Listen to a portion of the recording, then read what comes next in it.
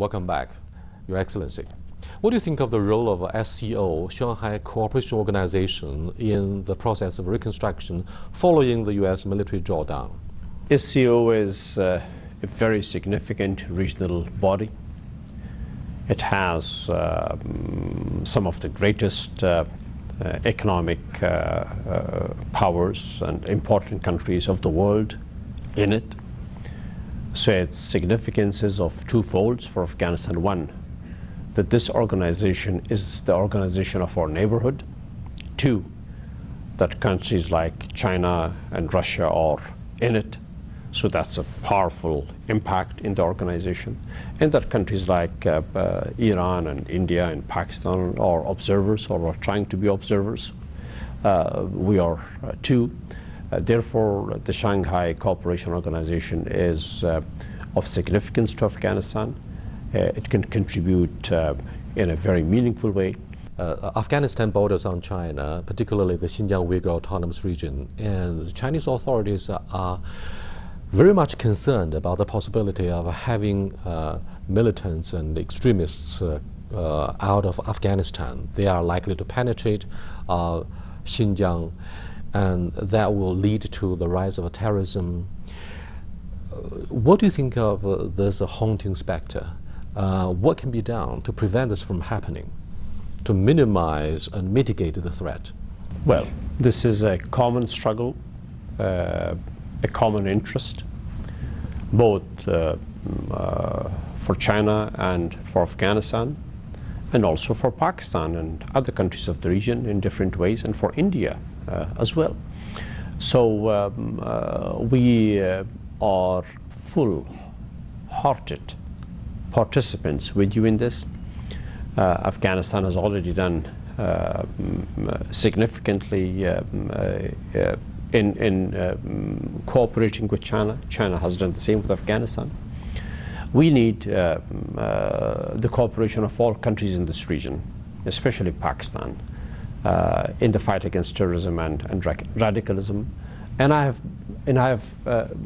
have begun to believe a long time back, out of experience that I gained in the past 10 years of work in this regard, that the menace of radicalism and extremism can only be effectively dealt with us in this region.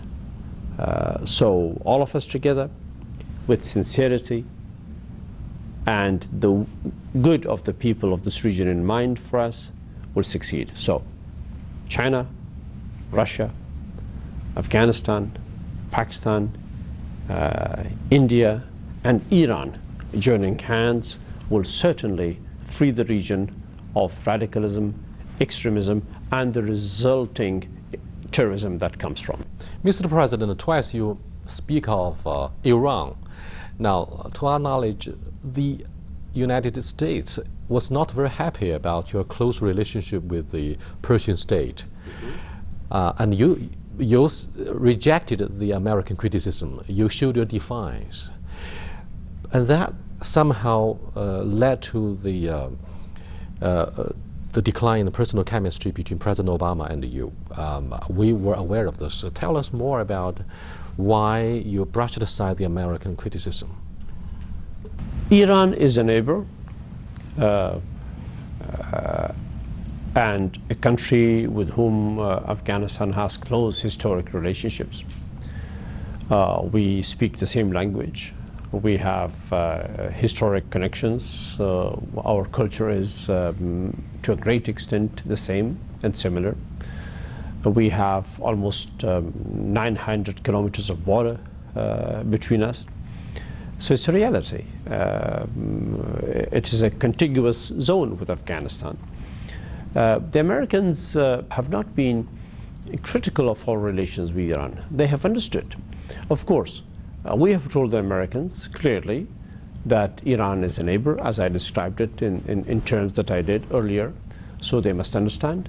And we have also told Iran that the presence of the United States in Afghanistan, in the form it is right now, is a reality that we cannot wish away, that we cannot ignore, that Iran must understand. So both of them have had better understanding of the Afghan situation, and where Afghanistan had to be clear with one or the other about what Afghanistan seeks, they've both understood it. So there we have no difference of a major type with America. My differences with America has been more on other issues, on the way they fight terrorism, on casualties to Afghan civilians and issues like that. Increasingly, the American government is turning to the use of drones and hopefully to limit the range of casualties for the civilians. Do you agree? I very much disagree. I don't think drones are a legitimate means of fighting terrorism. They are causing casualties to the civilians. They are not the right tools, and I've been speaking against drones for a long time in Afghanistan and in Pakistan. I'm against the use of drones in both of our countries of Pakistan and Afghanistan. The Obama administration prefers to leave a handful of troops there to fight the terrorists. And is that one of the reasons you refuse to sign the bilateral security treaty with the U.S.? No, no. We don't mind the signing of the BSA with the United States. It has some benefits for Afghanistan. Their presence in Afghanistan will bring us a measure of good for Afghanistan.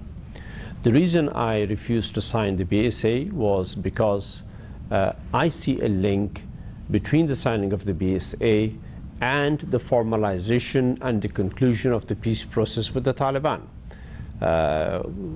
Meaning that the day we sign the BSA, the bilateral security agreement with the United States, we must be sure that the U.S. presence in Afghanistan is bringing an end to terrorism and to radicalism in Afghanistan and brings peace to Afghanistan. We cannot have the U.S. presence and the continuity of war or instability in Afghanistan. So the presence has to bring peace, or it will have no meaning for us. As part of the peacemaking efforts, both the U.S. government and your government are trying to engage the moderates of the Taliban, but you accuse the U.S. of setting up an office in Qatar without informing you properly about their efforts. Now, what's going on there? What's the latest development? There's not much lately between us and the United States on the peace process. Of course, we have our own connection with the Taliban leaders, and we do engage with them in different ways, not through the United States. The office in Qatar was not, in our view, and I believe strongly in it, not for promoting peace. It was to establish almost another state within Afghanistan, with another governmental structure within Afghanistan, and that's not acceptable to any Afghan, including to the common Taliban.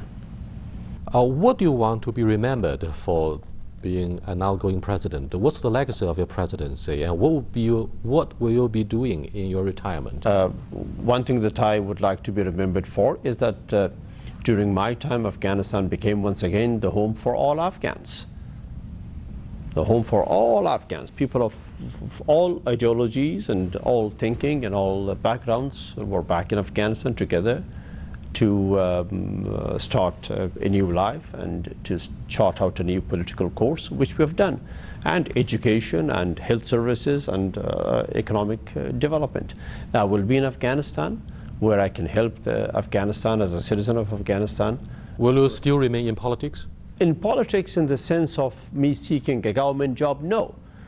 In politics, in the sense of helping Afghanistan as a citizen towards betterment, yes. Thank you very much. I do appreciate it. Welcome, sir. Good to talk to you. Thank you. Thank you.